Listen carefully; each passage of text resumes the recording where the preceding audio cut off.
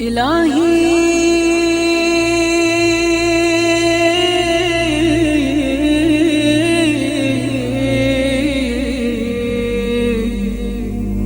إن كان الندم على الذنب توبة.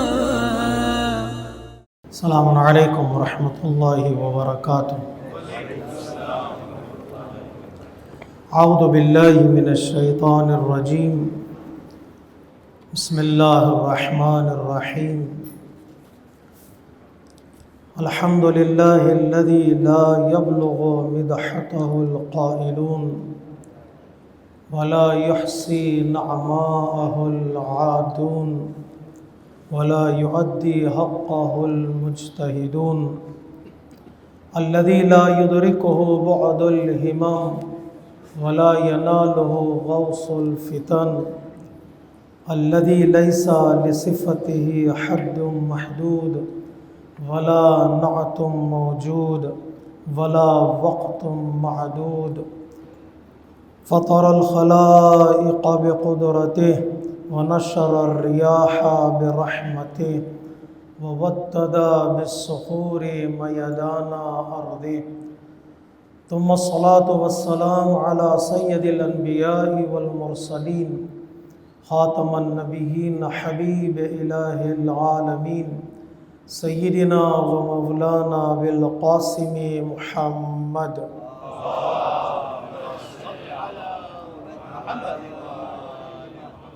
وعلى أهل بيته الطيبين الطاهرين المعصومين المظلومين الميامين المكرمين ولعنة الله على أعدائهم أجمعين. أما بعد فقد قال رسول الله صلى الله عليه وآله وسلم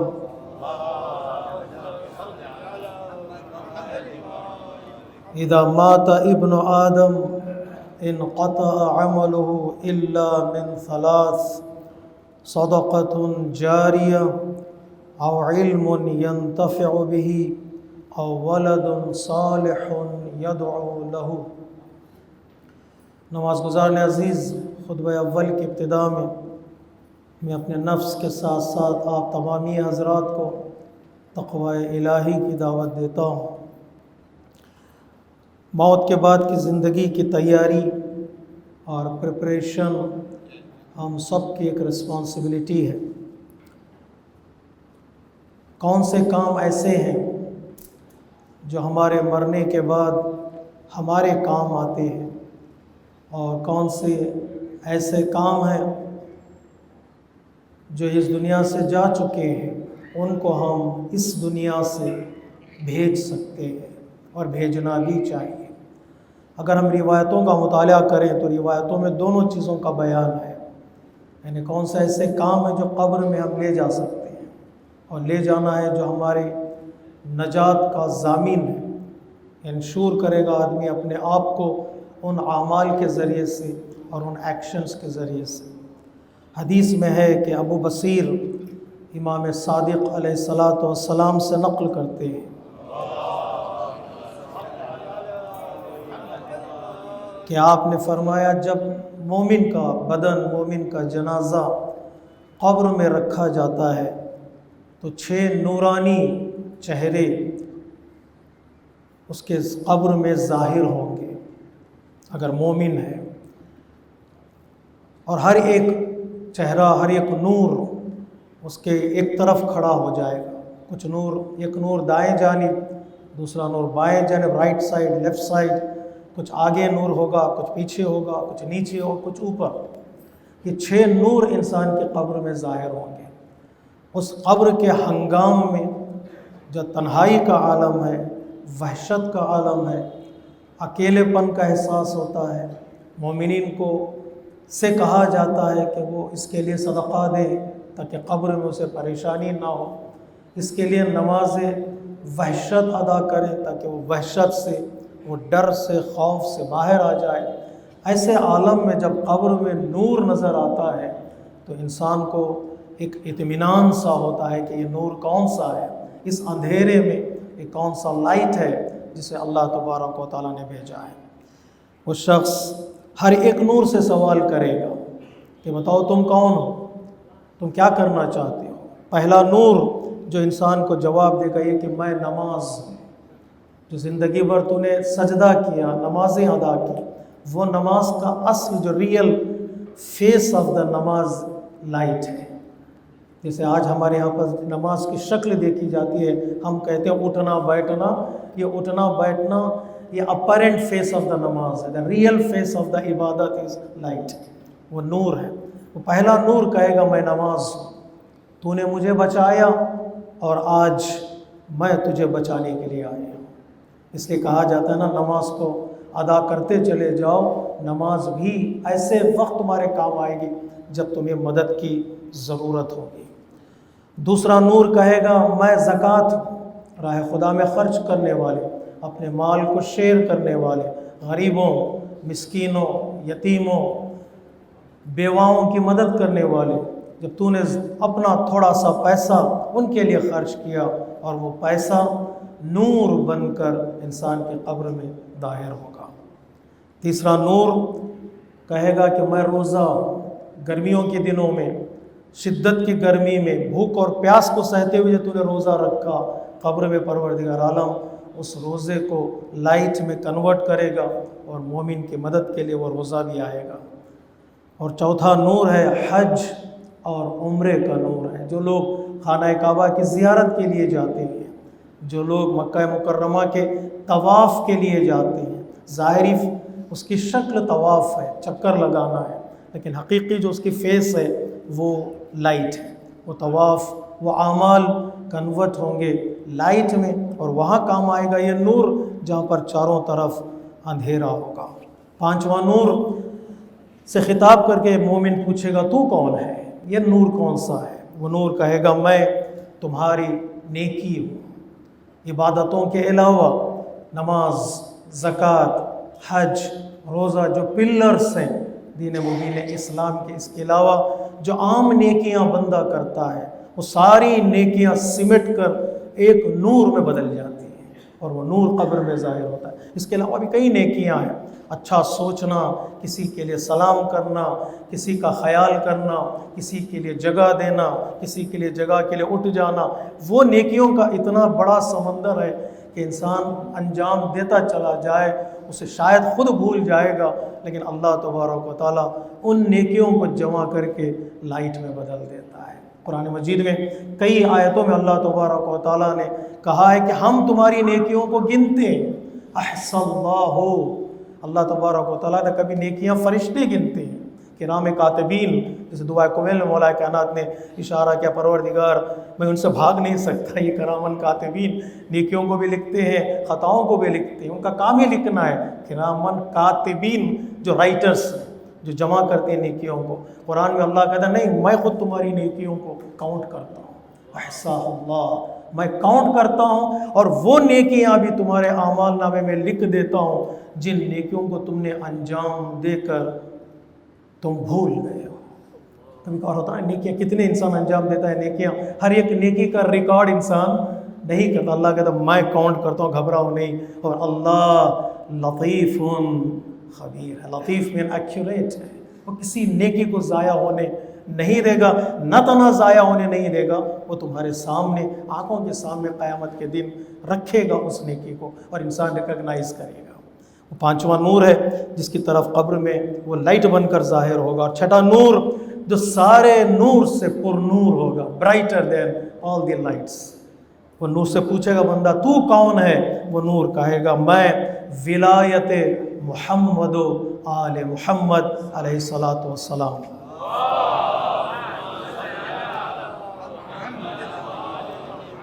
چھٹے امام فرماتے ہیں قبر میں ہماری محبت کا سوال ہوگا، قبر میں سوال ہوگا، اس محبت کے بارے میں کیا کہ میں بارہا کہتا ہوں وہی انہی لوگوں سے سوال ہوگا جن لوگوں کے پاس محبت ہے، جو لوگ دعویٰ کرتے ہیں ہم عاشق اہل بیت ہیں، محب اہل بیت علیہ الصلاۃ والسلام ہیں، ان لوگوں سے سوال ہوگا کتنا حق تم نے اس محبت کا ادا کیا ہے، اور ان سے سوال امام کہتے ہیں یہ نور ظاہر ہوگا اور یہ نور خطاب کرے گا ساری عبادتیں اس نور کی طرف دیکھیں گے جو نور سب سے زیادہ چمکتا ہوگا۔ ہماری نمازیں، ہمارے روزے، ہمارا حج، ہماری زکوٰۃ، ہماری نیکیاں کہیں نہ کہیں کوئی کمی رہ جاتی ہے، نہیں؟ نماز میں کمی رہ جاتی ہے، روزوں میں کمی رہ جاتی ہے، حج میں کمی رہ جاتی ہے، زکوٰۃ میں کمی رہ جاتی ہے، ادا کرنے میں دیری ہو جاتی ہے، کبھی قضا ہے، کبھی تعلل ہے، سستی ہے، کبھی لیزینس ہے، کبھی ڈیلے کر دیتے ہیں۔ ان سب عبادتوں میں کوئی نہ کوئی کمی رہ جاتی ہے۔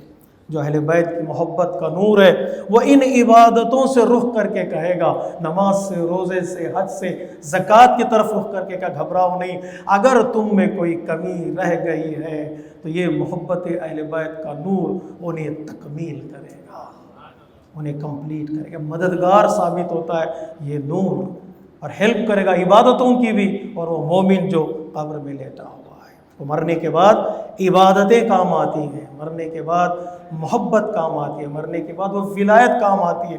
جو چیزیں وہاں کام آتی ہیں ہمیں یہاں سے اسے لے جانا ہے، یہاں سے تیاری کر کے لے جانا ہے، پریپیئر کر کے لے جانا ہے۔ ایک دو، وہ جو مرحومین گزر چکے، ہمارے پیرنٹس، ہمارے اجداد جو قبر میں لیٹے ہوئے ہیں، کیا ان کے لیے بھی عالم قبر میں کوئی فائدہ ہوگا؟ کیا ان کے لیے بھی کوئی چیزیں فائدہ پہنچا سکتی ہیں؟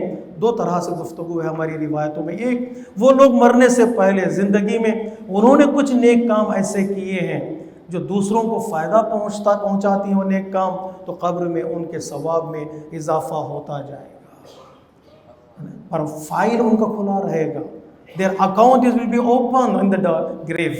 ایسا نہیں کہ ان پر فائل بند ہو جائے گا، نہیں، لیکن ان کا پروندہ فائل کھلا رہے گا۔ اذا مات ابن آدم انقطع عملہ، میں نماز نہیں پڑھ سکتا، میں نماز نہیں پڑھ سکتا۔ قبر میں نماز کا حکم نہیں ہے، قبر حساب کا مرحلہ شروع ہو جاتا ہے، قبر سے اکاؤنٹیبلٹی کا ہے۔ انقطع عملہ، وہاں پھر عمل کی کوئی بات نہیں ہوگی، انجام دینے کی بات نہیں ہوگی۔ الا من ثلاث، بعض روایتوں میں 7 بھی ہے، 6 بھی ہے، میں 3 بتا دیتا ہوں تاکہ وقت کا خیال رہے۔ ایک، صدقۃ جاریہ، میں نماز نہیں پڑھ سکتا لیکن کسی کے لیے میں نے مسجد بنا دی ہے، کسی نمازیوں کے لیے میں نے جگہ کا انتظام کیا، اور اس جگہ پر آ کر جب تک نمازی نماز پڑھتے رہیں گے میرے اس نیک کام کا ثواب مجھے بھی ملتا رہے گا۔ اللہ تبارک و تعالیٰ، پیغمبر اسلام نقل کرتے ہیں اس حدیث کو، اللہ تبارک و تعالیٰ انجام دینے والے جو نیک نماز پڑھتا ہے بندہ، اس کے ثواب میں ذرہ برابر کم نہیں کرے گا، لیکن جس نے بنایا ہے اسے ثواب بھی اللہ تبارک و تعالیٰ پہنچاتا رہے گا۔ یہ نہیں کہ پڑھنے والے کے ثواب میں سے کم کر کے بنانے والے کو اللہ ثواب دے گا، نہیں، پڑھنے والے کا ثواب اپنی جگہ پر اور بنانے والے کے لیے ثواب الگ سے اللہ تبارک و تعالیٰ۔ مدرسہ بنا دیا کسی نے بچوں کی تعلیم کے لیے، ایجوکیشن کے لیے، اللہ تبارک و تعالیٰ جب تک وہ استعمال میں ہے بنانے والے کو اللہ ثواب عطا کر۔ صدقۃ جاریہ ایک طویل بحث ہے، حتیٰ ان پیاسوں کے لیے جہاں پر پانی کا انتظام نہیں ہے، کوئی ایک ویل لگا دے، کوئی پائپ لائن لگا دے پانی کی، جب تک وہ پانی سے لوگ فائدہ اٹھاتے رہیں گے ثواب ملتا رہے گا۔ کچھ چیزیں مسلمانوں سے مسجد بنا دیا، کچھ چیزیں ایسی ہیں جو عام انسانوں کے لیے، اس میں کوئی کنڈیشن نہیں ہے مسلمان ہو یا مومن ہو، کسی کے لیے بھی تم نے پانی کا انتظام کر دیا، مدرسے کا انتظام کیا، اسکول کا انتظام، اللہ تبارک و تعالیٰ اس کو بھی صدقہ جاریہ میں شامل کرتا ہے۔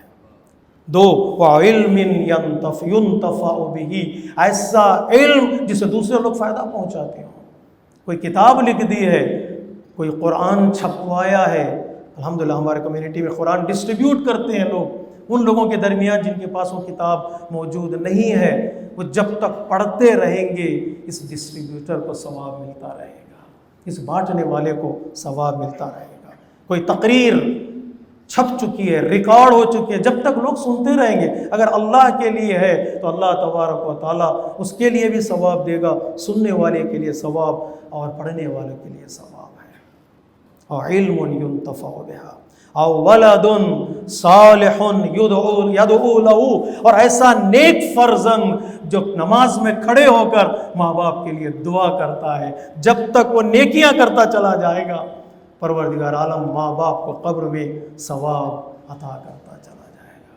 حضرت عیسیٰ نے کہا پروردگار گزشتہ سال میں سے قبر سے گزر رہا تھا تو آگ برس رہی تھی، قبر سے محسوس ہو رہا تھا کہ قبر جل رہی ہے، فائر ہے اس قبر میں، اس سال میں گزر رہا ہوں پھول برس رہے ہیں، کیا بات ہے۔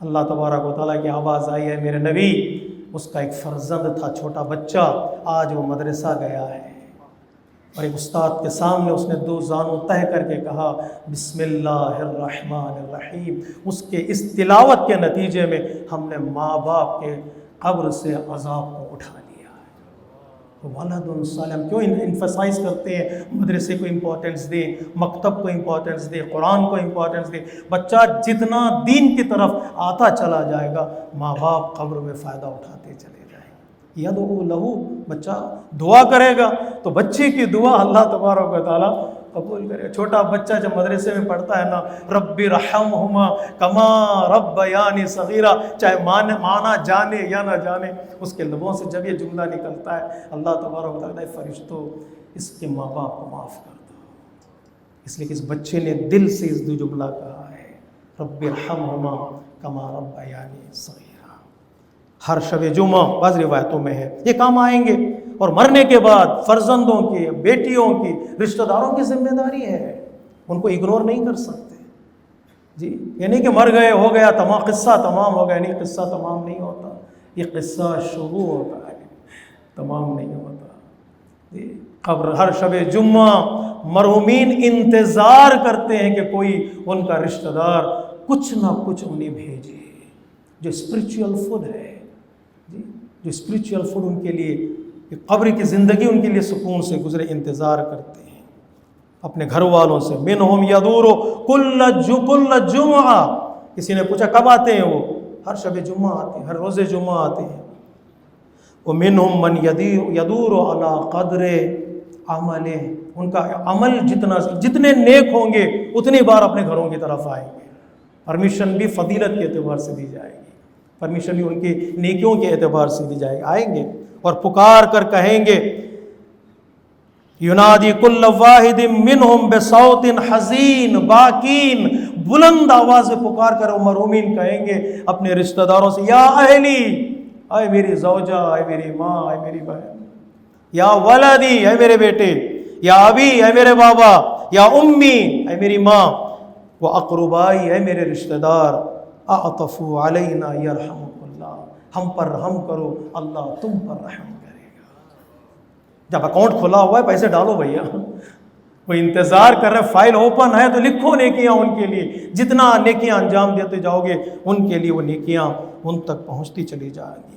پیغمبر اسلام فرماتے ہیں تمہارے مرحومین انتظار کرتے ہیں کہ تم ان کے لیے کچھ بھیجو، لا تنسو موتاکم یرجون احسانکم، اپنے مرحومین کو بھلاؤ نہیں، وہ امیدوار ہوتے ہیں تمہاری نیکیوں کے، وہ انتظار کرتے ہیں۔ حتیٰ میں نے بعض روایتوں میں پڑھا ہے کسی کو کچھ نہیں ملتا، رشتہ دار ایک جمعہ یا شب جمعہ ان کو بھول جاتے ہیں، وہ دوسرے مرحومین کے درمیان مایوس ہو جاتے ہیں، مایوس ہو جاتے ہیں۔ ہم کر کیا سکتے ہیں؟ مرنے کے بعد کسی شاعر نے کہا تھا مرنے کے بعد ہمارے ماں باپ تو سوائے فاتحہ کے کچھ اور پاتے بھی نہیں، ہم کچھ کر بھی نہیں سکتے، کم سے کم فاتحہ تو ہو ان کے لیے تاکہ وہاں تک وہ نیکیاں پہنچ جائیں جس کا وہ انتظار کرتے ہیں۔ کیا بھیج سکتا ہوں میں؟ ایک ہے دعا، جسے میں نے والدین کے لیے دعا کرے، کم سے کم نمازوں میں بھولے نہیں، ربنا اغفر لی ولوالدی وللمؤمنین یوم یقوم الحساب، سب کے لیے دعا ہو جائے گی، دعا مت بھولیے گا۔ اور ایک صلاۃ ان کے لیے، نماز مغفرت والدین کے لیے پڑھا کریں، وہ نماز پہنچے گی۔ روزہ، حج، صدقہ، نیکیاں، دعا، یکتب اجرہ للذین یفعلہ للمیت، انجام دینے والے کے لیے بھی ثواب ہے اور اس دنیا سے جانے والوں کے لیے بھی ثواب ہے۔ اللہ تبارک و تعالی ہمیں توفیق دے کہ ہم خود اپنی قبر کی تیاری کریں اور جو ہم سے پہلے گزر چکے ہیں ان کے لیے نیکیاں بھیج سکیں انشاءاللہ۔ ان احسن الحدیث وابلغ الموعظہ کتاب اللہ، بسم اللہ الرحمن الرحیم، والعصر ان الانسان لفی خسر إلا الذين آمنوا وعملوا الصالحات وتواصوا بالحق وتواصوا بالصبر.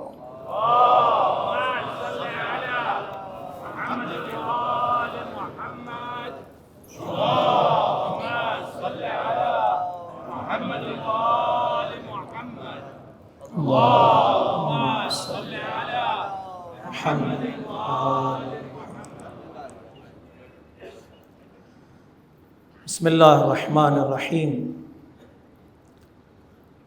الحمد للہ الذی یجیبنی حین انادی ویستر علی کل عورت وانا اعصی ویعظم النعمت علی فلا اجازی فکم من موہبۃ ہنیئۃ قد اعطانی وعظیمۃ مخوفۃ قد کفانی وبہجۃ مونقۃ قد ارانی فاثنی علیہ حامدا واذکرہ مسبح. خطبہ دوم میں ایک بار پھر میں اپنے نفس کے ساتھ ساتھ آپ تمامی حضرات کو تقوی الہی کی دعوت دیتا ہوں. 6 جمادی الاولیٰ در حقیقت دن ہے حضرت جعفر طیار رحمۃ اللہ علیہ کی شہادت کا. حضرت ابو طالب علیہ السلام کے فرزند، حضرت فاطمہ بنت اسد کے فرزند اور مولا کائنات علی ابن ابی طالب علیہ السلام کے بھائی اور پیغمبر اسلام کے ہم شبیہ اور بہترین یار و مددگار حضرت جعفر طیار. آپ کا نام طیار بنا اس لیے کہ آپ نے اپنے دونوں بازوؤں کو جنگ موتا میں قربان کیا. ان دونوں بازوؤں کے بدلے میں اللہ تبارک و تعالیٰ نے آپ کو 2 پر عطا کیے. تو جنت میں آپ پرواز کریں گے. جنت میں رہنا اور ہے، جنت میں پرواز کرنا اور ہے. یہ مقام آپ کو کیسے ملا؟ یہ مقام آپ کی شجاعت اور آپ کے علم اور آپ کے پیغمبر اسلام سے محبت کے نتیجے میں، دین مبین اسلام پر ثابت قدم رہنے کے نتیجے میں ملا ہے. آپ نے ذرہ برابر اپنی زندگی میں کہیں شک اور کہیں کوتاہی نہیں دکھائی. پہلی ہجرت جو کی تھی مکے والوں نے حبشہ کی طرف، ایتھیوپیا کی طرف جسے آج کہا جاتا ہے، جس کی کمانڈ حضرت جعفر طیار کے ہاتھ میں تھی. 80 لوگوں کے ساتھ آپ ایتھیوپیا تشریف لے گئے. وہاں پر آپ نے دین مبین اسلام کو پہنچایا. جب نجاشی نے کہا بتاؤ تمہارا پیغام کیا ہے، تو سورہ مریم کی آیتوں کو اتنی خوبصورتی کے ساتھ آپ نے وہاں پیش کیا تو نجاشی کے آنکھوں سے آنسو نکل پڑے. آیتیں سمجھ میں آئی ہو یا نہ آئی ہو، لیکن جب آنسو نکل، انداز تھا تبلیغ کا، خلوص تھا، سنسیئرٹی تھی. وہیں سے اسلام کی طرف وہ رخ کرتا ہے اور اسلام کی جانب آتا ہے اور اپنی قوم سے کہتا ہے ان کی خدمت کرو. اب کوئی ان پر اٹیک نہیں کرے گا. کہاں سے کون سا دروازہ ہے؟ میں یہ کہنا چاہ رہا تھا، حضرت جعفر بن ابو طالب نے جو دروازہ کھولا تبلیغ کا وہ افریقہ میں کھولا ہے. ایتھیوپیا افریقن کنٹری ہے. ڈور آف تبلیغ and پروپاگیشن has been opened by حضرت جعفر طیار. آپ کے 3 بیٹے افریقہ میں پیدا ہوئے. By birth they are the citizen of افریقہ. حضرت عبداللہ بن جعفر طیار، حضرت محمد بن جعفر طیار، حضرت عون بن جعفر طیار. 3 بیٹے اسی ایتھیوپیا میں پیدا ہوئے ہیں. آپ اپنی بھی زوجہ کے ساتھ گئے تھے، اسما بنت عمیس کی. اس کا مطلب یہ ہے کہ یہاں پر جو تبلیغ کی بنیاد آپ نے رکھی ہے اس تبلیغ کی بنیاد کو کنٹینیو کرنا ہے. یہ زمین اطمینان والی زمین، امن والی زمین، جہاں مکے کے قریش اور کفار پناہ دینے کے لیے تیار نہیں تھے، اس وقت افریقہ کے ایک بادشاہ نے آپ کو ایک ویلکم کیا، پناہ دی اور آپ کی زندگی کو بچایا. یاد رکھنا بہت ضروری ہے. جنگ خیبر کے موقع پر آپ لوٹ کر آئے، مولا کائنات جنگ جیت کر آئے تھے خیبر کی. آج دنیا ایک اور علی کے انتظار میں ہے خیبر جیتنے کے لیے. جنگ جیت کر آئے تھے خیبر کی، دروازہ اکھاڑ کر آئے تھے. اسی وقت جعفر طیار حبشہ سے آیا، ایتھیوپیا سے، پیغمبر اسلام کی خدمت میں. 2 خوشیاں ایک مقام پر آپ کو ملی. جنگ خیبر میں کامیابی اور جعفر کا کامیاب سفر ایتھیوپیا سے پھر مدینے کی طرف.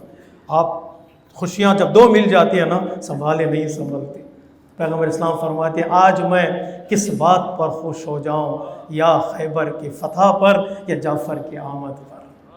یا رسول اللہ دونوں کریڈٹ دونوں پہ خوش ہو جائیے گا, دونوں کا فائدہ حضرت ابو طالب کو پہنچے گا. دونوں فرزندان حضرت ابو طالب ہیں. جب بھی دین کو ضرورت پڑی, کوئی کام آیا تو ابو طالب کا خون ہی کام آیا. پیغمبر اسلام نے کیا دیا ابو طالب کو؟ میں گزارش کرنا چاہ رہا تھا, حالات اچھے نہیں ہیں لبنان میں, فلسطین میں, یمن میں, سیریا میں آئے دن اٹیک ہو رہے ہیں. ہماری ماں بہنیں پریشان ہیں, ہمارے بچے پریشان ہیں. حضرت پیغمبر اسلام نے حضرت جعفر طیار کو ایک نماز تعلیم دی جسے کہتے ہیں نماز جعفر طیار. میں گزارش کرتا ہوں تمام مومنین سے, ایک مرتبہ جمعہ کے دن صحیح ریکمینڈڈ ہے اس نماز کو پڑھیں اس نیت کے ساتھ کہ پروردگار تمام مظلومین کو نجات عطا کرے. یقیناً اس نماز میں بہت تاثیر ہے. اپنے اپنے گھروں میں جہاں بھی موقع ملے آپ کو اس نماز کو پڑھیں اس امید کے ساتھ پروردگار ظالمین کو نیست و نابود کرے. ان کا سر اٹھ گیا ہے, مغرور ہو چکے ہیں, ایروگنٹ ہو چکے ہیں, اور اتنے ایروگنٹ ہو چکے ہیں کہ قتل کرنے کے بعد ذرہ برابر ان کے ہاں احساس بھی نہیں پایا جاتا. اور ایک کسی کے کامیابی پر خوشی مناتے ہیں کہ ان کو مدد کریں گے آگے چل کر. امریکہ میں الیکشن ہوتا ہے تو یہ خوشی مناتے ہیں ہمارا دوست جیت گیا. سب سے پہلے کنگریچولیٹ کرنے والا یہی اسرائیل کا پریسیڈنٹ ہے, زائنسٹ پریسیڈنٹ ہے.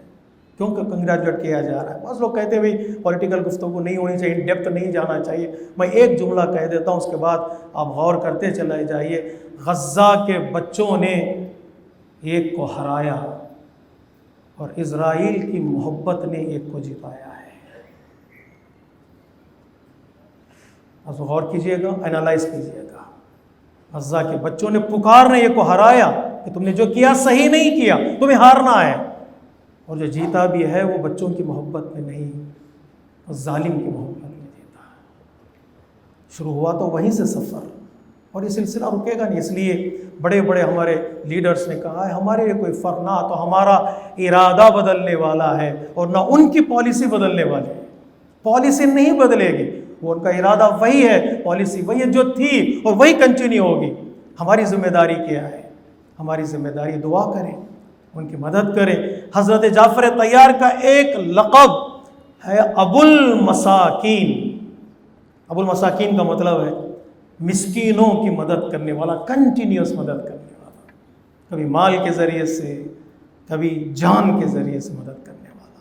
اور ہماری ذمہ داری ہے اس مدد کے لیے ہم آگے بڑھیں جہاں تک ہو سکتا ہے.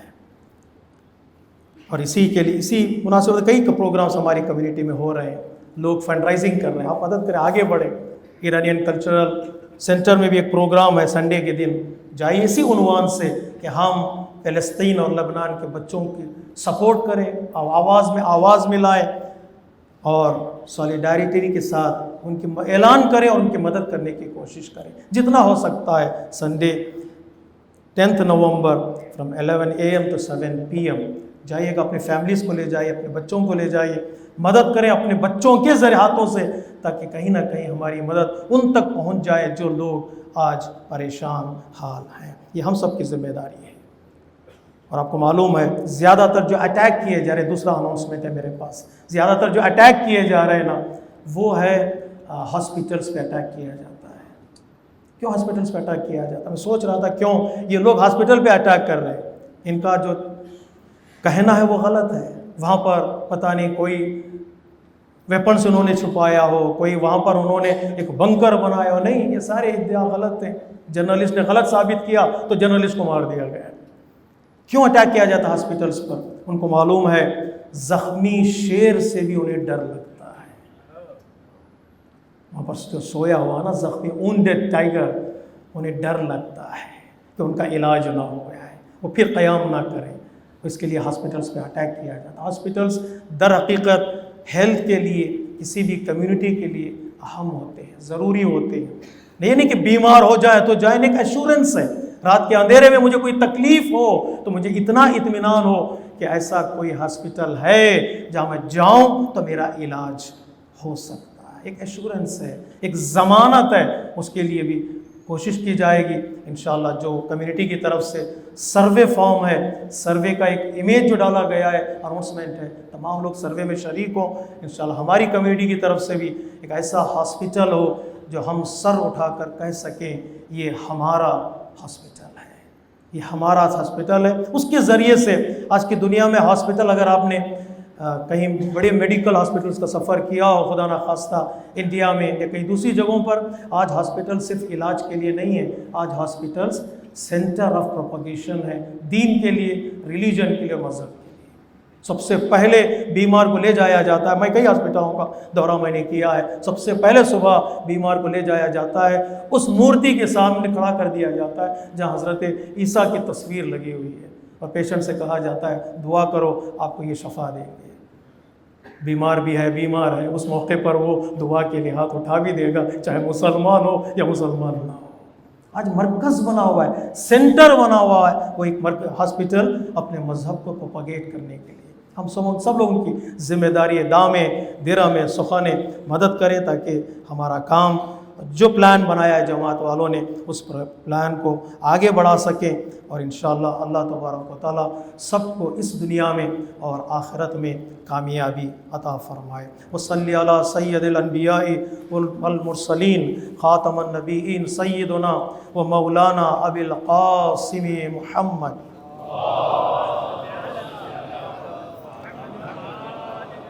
وعلى امام المسلمين وقائد الغر المحجلين امیر المؤمنین علی ابن ابی طالب وعلى سیدۃ النساء العالمین وبضعة خاتم النبیین سیدتنا فاطمہ بنت رسول اللہ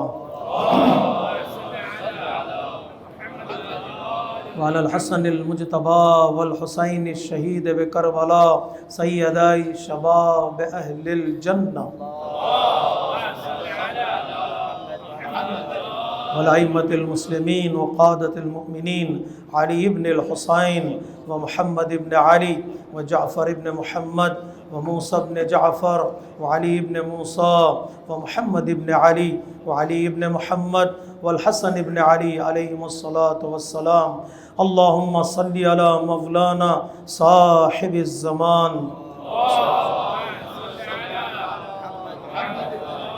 صلوات الله وسلامه عليه وعلى آبائه الكرام اللهم عجل فرجا وسهل مخرجا واجعلنا من المستشهدين بين يدي اللهم افعل بنا ما أنت أهله ولا تفعل بنا ما نحن أهله اللهم اجعلنا ممن يذكر فتنفعه الذكرى إن الله يأمر بالعدل والإحسان وإيتاء ذي القربى وينهى عن الفحشاء والمنكر والبغي يعظكم لعلكم تذكرون إن أحسن الحديث وأبلغ الموعظة كتاب الله بسم الله الرحمن الرحيم قل هو الله أحد الله الصمد لم يلد ولم يولد ولم يكن له كفوا أحد صدق الله العلي العظيم والسلام عليكم ورحمة الله وبركاته.